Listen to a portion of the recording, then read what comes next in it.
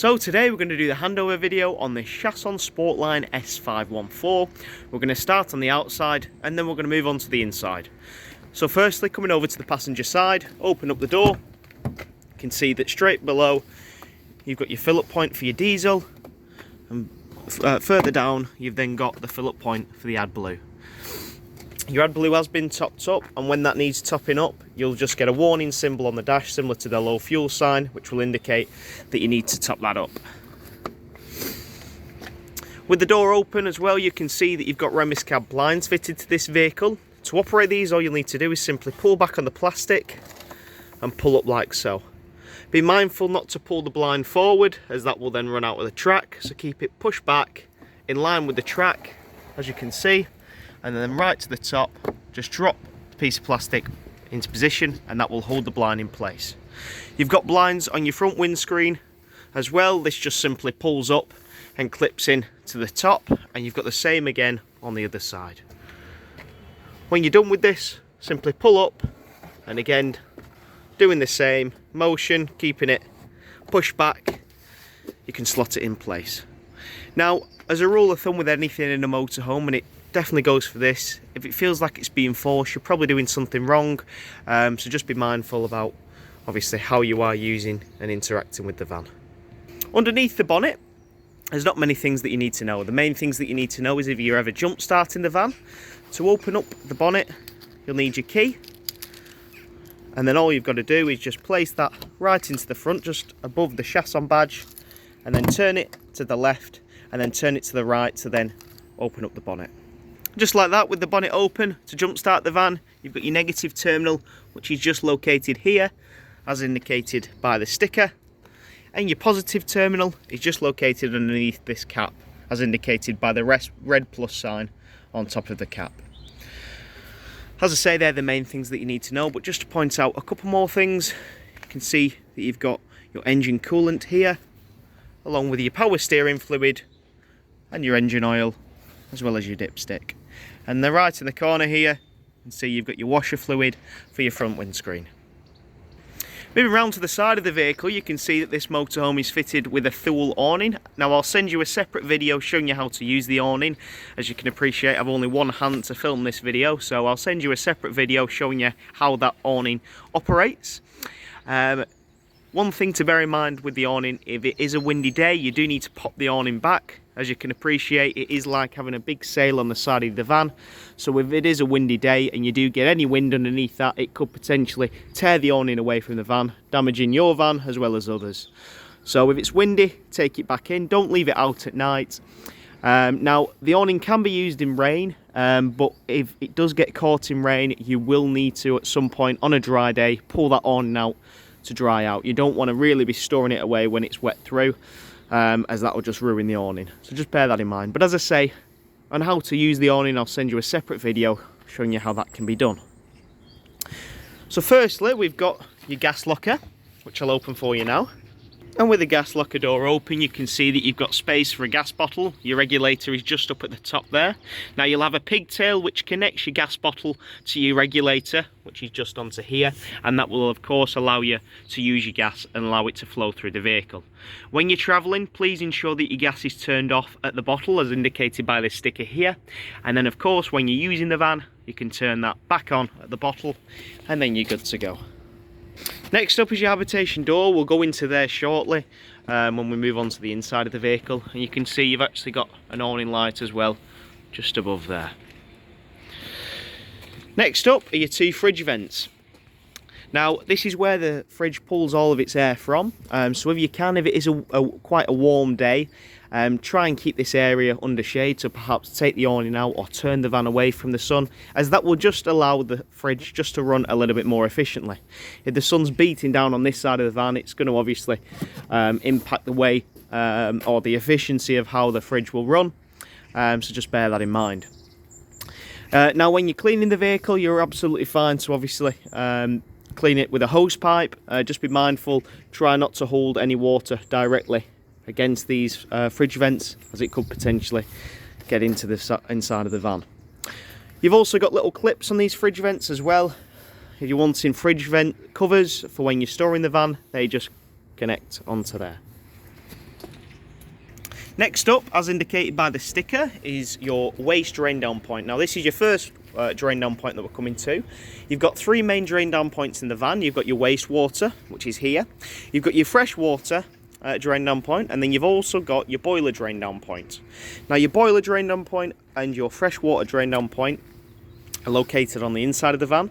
The wastewater is located on the outside of the van. What I personally recommend, especially with the wastewater, is to leave this open at all times. It doesn't really matter as much in the warmer months, but especially in the colder months, you need to leave that open, and then just simply put a bucket underneath there, so any water that goes down the plug hole and ends up in the wastewater tank will flow straight out of the van. If you leave that closed, especially if it's the colder months, you may run the risk of that tank freezing. So just simply leave it open and let all the water gush out. You can buy heated blankets and heated rods to heat that tank up, but we find that the best solution to this is simply just opening it up and letting all the water flow out into a bucket. Now to drain this tank, all you've got to do is simply pull this black lever towards you, and then pull it and push it away from you to close. And it's just located there. You can see it's a little bit difficult to see on the video, but up there, just where the pipe connects to, is where the discharge pipe is located for the wastewater tank. So when you're on site, you'll have a big grid that you can drive over. Simply pull that and drain down all the wastewater tank, and that goes for the fresh water and the boiler point. One thing as well is what I personally recommend, and again this goes for all your drain down points, is when you are travelling off site, simply leave all them tanks open. Once you drain the majority on site down the grid, all them tanks can be left open, because as you're travelling home, the vibrations of the road will allow all that residual water just to make its way out of the tank and drain down. Next up is your garage. Now in your garage we've got your carpets, cab carpets, and this particular van has got a dinette to berth kit, hence why you've got this plank of wood here. And you've also got, as you can see, 2 infill cushions there. We've also got a few goodies in here which I'll talk you through on the day, and tell you what's what. You've also got a light in the back of here. I've not got the electric turned on yet, but that's where the light is. And one thing to bear in mind is this is fully heated and insulated back here. Moving around to the back of the vehicle, you can see that you've got space for a bike rack should you need it, and then right down below where the bumper is, you've got your reversing camera. Moving around to the other side of the van, you've got another access point into the garage. It's a smaller door on this side. And as you can see with that open, gains you access to this side. You will also notice that this is actually where your boiler is located. However, to drain this down, I'll show you where that can be done from as we move on in the video. This is really just for when the technicians are servicing the van and if there's any faults on the boiler itself. Next up, you've then got your truma vent. So in essence, this is the vehicle's chimney. When you're travelling, you'll have a cover that simply pops onto there, and then when you're stationary, that cover can come off. The reason you've got a cover for when that goes on when you're travelling is it just stops any debris or any dirt getting into the vent itself. But please be aware, when you're stationary and you're using the van, that cover needs to come off. If that cover remains on and you try to heat up your water, what will happen is you'll gas out the system. If you do that 3 times, it will require a full reset. So please ensure that boiler vent cover is removed, just like so, when you're using the van. But as I say, when you're travelling, just pop that vent back on. So when you create a bit of a checklist for yourself, just to ensure obviously the windows are closed and everything is buttoned down in the van, this needs to be on it. Please ensure that that is off when in use and on when travelling. Moving along, you've then got your cassette toilet in here. With the locker door open, gains you access to the cassette. To remove this, all you need to do is simply push up like so on the orange handle and slide the cassette out towards you. And then when you're draining this down, simply twist out the funnel like so. Obviously remove the grey cap, and using the orange button on the back, that will release an internal vacuum on the cassette and will allow you to empty out the entire contents. Once you've done that, You can put a bit of water in here to swill it out, and then when you're using your blue fluid to break down the waste when the toilet is in use, you can use the cap. There's a little measurement on there which will indicate how much you need, and that will just then slot back into the funnel at the front. Once you've done that, pop the funnel back into position, and then the cassette can go back into its locker. You will also notice that you've got this orange button here. Now this turns, this actually makes contact with the blade on the toilet, which is on the inside. Again, we'll get to that later in the video. And it allows you to open and close the cassette. Now please ensure that this is always remaining in this position. There should be no need for you to turn that. Leave that in position. If that is slightly off, what could potentially happen is when you come to pop the cassette back in place, it will get jammed. One thing on that as well is before removing the cassette, you need to ensure that that blade on the toilet is closed, because if it's open, again, it will basically engage this, which will stop it from sliding out. So please ensure that it is closed. And again, I'll show you where that is on the inside of the van. So providing that that is located in this position, when you're ready, simply offer the cassette back up and then slide it in, and I'll let this orange handle connect into place, and then it's all ready for transit, so it's not sliding everywhere. Next to this, you've then got your hookup cable. This is where your hookup cable will go to give you 230-volt electric into the vehicle, and will allow you to use your 230-volt sockets and things in the vehicle. And all you've got to do is hook that up straight to your campsite. And then finally on this side, you've got your convenience locker. In your convenience locker, on this side, you can see that you've got your RCD breaker here, so if the vehicle ever trips, simply come to this point, and you can see your fuses are next to the RCD breaker as well. You've then got your battery master there as well. You don't need to do anything with that. And then on the other side, you've got your fill-up point for your fresh water tank. To fill this up, all you'll need to do, pull out the funnel, remove the black cap, and then using a food grade hose pipe, pop that into the top of the tank and fill up the fresh water. Now on the fresh water tank, you will be able to see the level at which the water is. The best thing to do is just get it filled up, and when it's overflowing, you know you've filled it. Now the reason I tell you to use a food grade hose pipe is that will ensure that no bacteria is built up in the pipe as you put the water into the tank.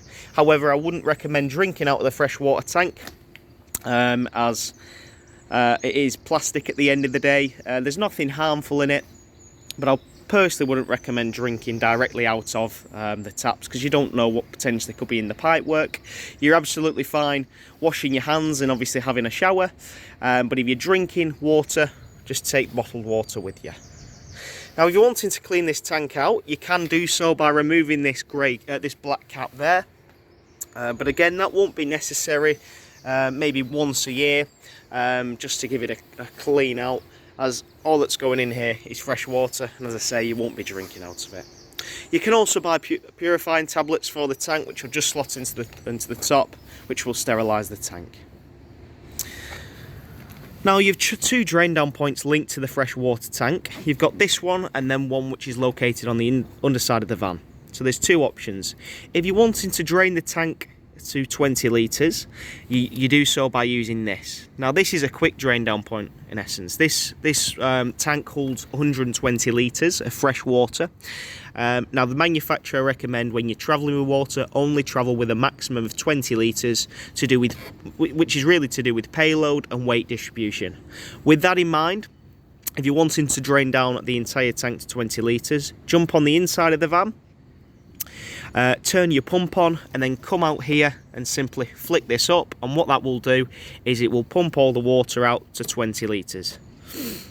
If you're wanting to seal the tank, you'll need to obviously pop that down, and then you can begin filling up, providing that the other drain down point, which I'll show you shortly, is sealed. Now if you're wanting to drain down the entire tank, all you've got to do, as indicated by the little sticker here, is ensure that underneath there's a little bung that you can turn, and that will drain down the entire van. And as you can see, just directly underneath there, this is the bung that I was telling you about. All you've got to do is simply twist that to drain down and twist it back to seal it. So it's dead easy. This remains on at all times. You don't need to pull it off. We've attached this for you to save you from going underneath and having to pull down the bung and taking it off and then popping it back on. So that will remain on there, and as I say, to simply drain it down, turn the valve, then to seal it, turn it back to its original position. Whilst I'm here as well, you'll notice just further back from there you've got a pipe, a blue pipe, which is on the underside of the van. This is a breather pipe, so don't worry about it not being covered up. So it's just a breather pipe. That, as I say, that's the one that you'll need to worry about. Make sure that that remains on at all times. There's also another pipe, blue pipe, not far from the main freshwater tank drain down here. That is linked to your quick drain down point when you're draining the van to 20 litres. And then finally, before moving off, near your freshwater tank is where your exhaust is for your Webasto heating. This of course runs separately to the vehicle running, so don't worry, you don't have to have that on to operate the Webasto heater. It's got its own exhaust, and this is where it's located. Can get quite hot this, so just give that a wide berth when the Webasto heater is on. Okie dokie, as you can see, we're now on the inside of the vehicle, and as you walk through the habitation door, you've got your main control panel, which is situated up here. To turn on the control panel, you've got your main on button here. You can see that will turn everything on in the vehicle. You've then got a separate switch here to turn on and off your lights. You've then got a little button here for your pump. Click that on to activate the pump. And then finally, up at the top, you've got a little switch here to turn on that awning light or that door light that I mentioned on the outside. Now firstly, coming back up to the pump, please ensure that you only run the pump when you've got fresh water in the vehicle. If you leave that pump on without any water, it will of course burn it out. So please ensure that you've got water in the inside of the vehicle before selecting that. Providing you have, turn that button on and then go to all of your taps, including the shower, and all you'll need to do is turn that on and turn it to hot. By doing that, that will pull fresh water from the freshwater tank into the boiler and then out of the tap.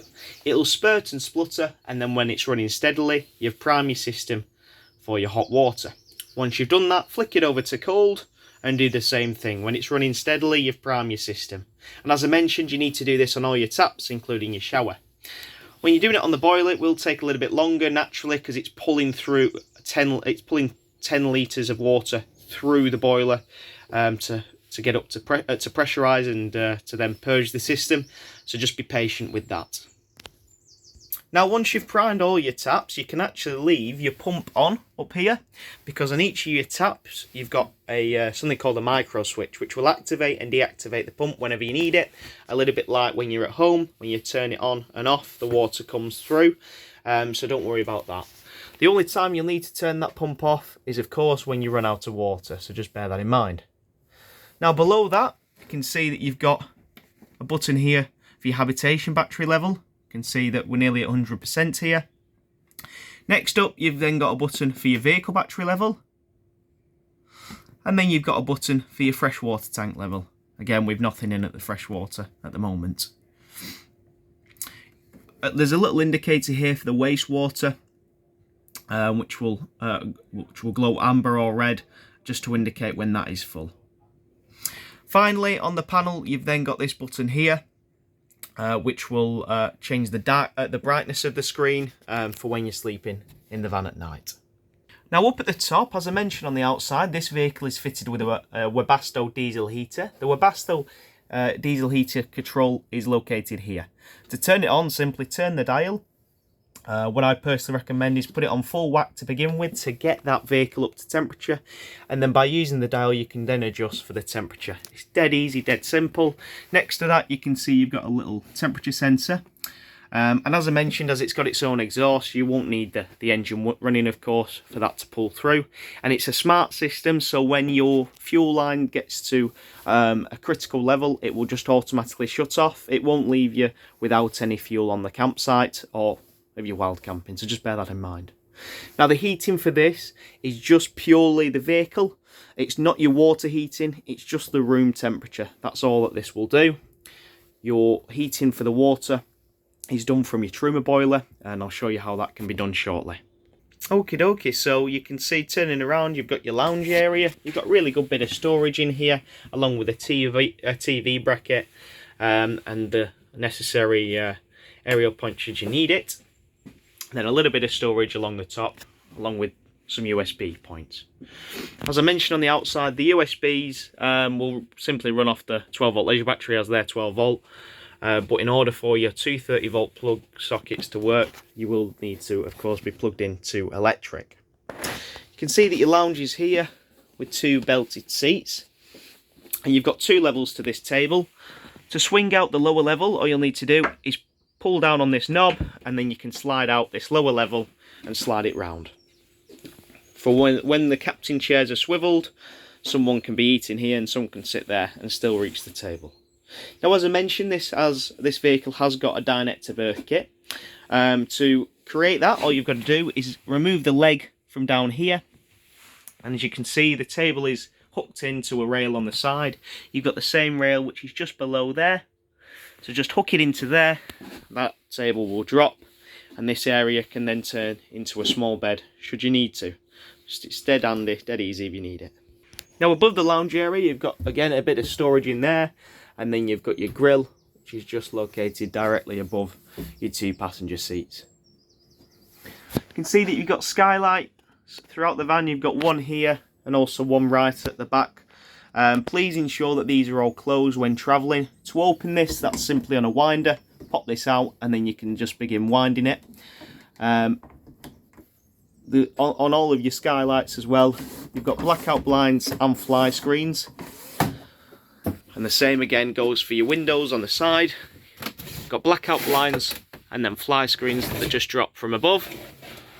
For these windows as well, you can actually open these by simply pressing the little press stud in and pulling the latch like so. And that will then open accordingly. You can put these on venting as well, just to allow for a little bit of airflow through, but please ensure that when travelling, them windows are closed and sealed to avoid any wind from getting in and potentially ripping the window off the van. Moving into the kitchen area, of course, we've spoken about priming your system for your water. You've got a bit of storage here, and just located under here as well, you'll notice that you've got some grey valves, which are just here. And they are isolator valves, and they'll allow you to isolate certain areas of the van. These are just simply for technicians and for anyone working on the vehicle. I wouldn't recommend moving these or changing them. Leave them as they are. As I say, they're just for when your vehicle comes in on a service and the technicians are working on the motorhome. Next to the sink, you can see you've got your hob. 2 gas hobs there with an igniter button and a way of obviously feeding the gas through to light the flame. So directly below the hobs is your fridge. So this is a 3-way system, which means there's 3 ways to power it. So you can either run it off your 12-volt leisure battery, your gas, or your 230-volt electric, depending on obviously your situation. At the moment, it is set to off. Now, when you're travelling, you'll run it off your 12-volt leisure battery, as indicated by the icon here. When you're wild camping, you'll run it off your gas, and then when you're hooked up on electric, you'll run it off your 230-volt electric mains cable. Now, to flick through the options, all you need to do is turn the dial, and as you can see, you can turn it off in 2 positions for easy access. Now, a lot of people think that they can run the fridge off the 12-volt leisure battery when they're wild camping. However, that's not the case. If it was, it would simply pull so much energy, it would just drain your battery, so you'd be left with nothing.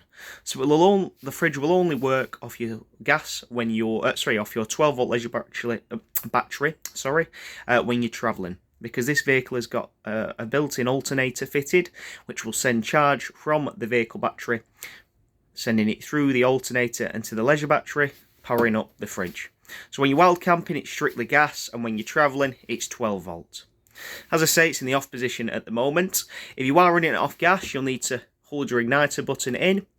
And if the vehicle has not been used in a while, or say, for example, you've removed the gas bottle and then popped another one on, you will need to depress this this button here. This is the safety valve, and what this will do is it will get rid of any air in the system. So you may have to hold this in as well as that at the same time, just to allow the system to pull the gas through. On the other side, you can see you've then got your temperature gauge. You can turn this again by a simple dial, so it's dead easy and handy. Now what I recommend is with the fridge, it does a great job at maintaining the temperature, but not the best of jobs at getting it down to temperature. So what I recommend is for your fridge, put cold things in the fridge, and for all your for everything that you want in the freezer, just put frozen things in there, and it will just help maintain the temperature. Before moving off as well, one thing I did skip past is when you are running it off your gas, you will have an indicator here for when the gas is pulling through. That'll go on green when the fridge is operating on gas. Now directly opposite the kitchen area is your bathroom area. You can see you've got this tambour door that pulls across, which divides the space. Currently this is set up, as you can see, as the toilet. But if you wanted to turn it into the shower, all you've got to do is simply press this in and then just pull round just like so. This then turns it into a nice big shower cubicle ready for your use. And again, it's the same for priming your system on your shower and your taps. You can see you've also got a vent up at the top. You'll notice you've a bar as well, which is just clipped in here. Pull that down so you can hang things and let them dry, any towels or wet coats if you've been on a walk, and that just connects up there. When you're ready to use the toilet, simply flip this back down, and for your toilet you've got a couple of options with this. You can move and swivel the seat just to get yourself comfy and give yourself a little bit more leg room. Now, as I mentioned, when this is in use, you'll have something called the blade that you'll need to open. So the blade is this piece of plastic here. So when it's not in use, it stays closed as it is now, and then all you need to do is push it away from you to open it. So when the cassette is in use, simply push that away so all the waste can drop into the cassette, and once you've done that, the blue button can be pressed and that will activate your flush and flush out the entire system. Once you've done that, pull the blade back towards you to close it. You close the blade for two reasons. The main reason being it does stop any odours from escaping from the cassette, but obviously, importantly, it will get you into the habit of having that closed, so every time you come to remove the cassette, you don't run into that issue that I mentioned earlier of it jamming. Moving back up to here, as I mentioned, the blue button will activate your flush. Now you will need your pump on for that to activate, and when the cassette is full, you will get a red light on here to indicate that it needs emptying. One final thing before moving on from the shower area, if you are using this as storage, just be careful about the weight of things that you are storing in here. If you store them on the shower base for a long period, this could potentially crack and lead to water ingress, so just please bear that in mind. Try not to store anything very heavy on this floor. Next up in the back is your bed. So you can see that you've got some storage underneath here. Really good bit of storage actually, along with another power cable here. And as you can see, I've just pushed the bed up for the time being just to allow me easy access in here whilst filming the video. This of course pulls down on a gas strut, and you've got your mattresses to create it into a big bed. Your ladders will be located in the garage, which will allow you to obviously get up to the bed for when you need to. And again, you've got another skylight just above, along with storage right around the back. Just below, you've got an access point, which is a sliding door into the garage should you need it. And then on this side, you've got a little bit of hanging space, as you can see by the rail here. Now in the back, this is where your boiler controls are located. And for your boiler control, there's two options. So you can either run it off electric or gas, depending on what you've got supplied in the vehicle. So firstly, if you're running it off electric, at the moment, this is set to off. So this is a little rocker switch. In the middle, it's switched to off. In the up position, you can run it off 2 kilowatt electric.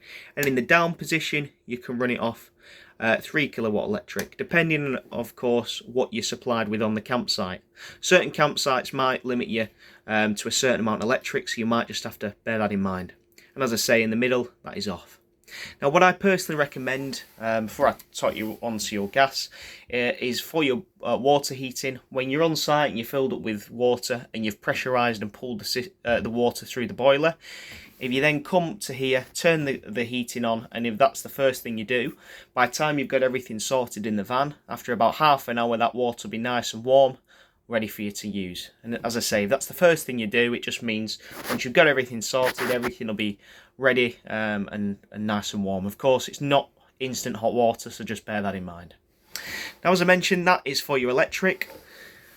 For your boiler, for your gas, if you're running it off gas, it's very similar. In the middle position, it is off.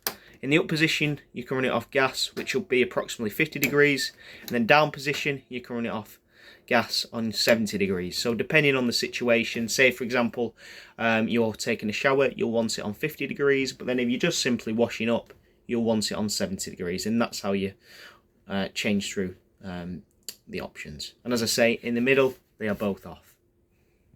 Now below here, where your hanging space is, you need to keep this area relatively clear, because if I lift up this little insert here, you can see that this leads us on to your final drain down point. Now I know it looks really complicated, this, don't worry about it. The only thing that you need to know is what that yellow switch does, and this is for your final drain down point in the van, and this is your boiler drain down point. You need to ensure that the boiler is drained down when you're not using the vehicle, and that is especially clear for when you're using the vehicle in the winter months and storing the van. In the warmer months it doesn't matter as much, but I personally find that if you get into the habit of it, it just ensures that you're in the habit and you won't leave any water in the boiler which could potentially freeze. To drain it, all you need to do is leave that valve up in this position, and to seal it, all you'll need to do is simply flick that down, so then the boiler is sealed and then you can pull the water through. So flick up to drain down. It's a little bit difficult to show you, there we are. And then to push down to seal it. I'll leave that up for you just to ensure that there's no water in the system. But as I say, that's where it's done from. You just need to keep this area relatively clear, so then when you come to finish off with the vehicle, you can drain it down accessibly. And that concludes the handover video on this Chausson Sportline S514. I hope you enjoyed.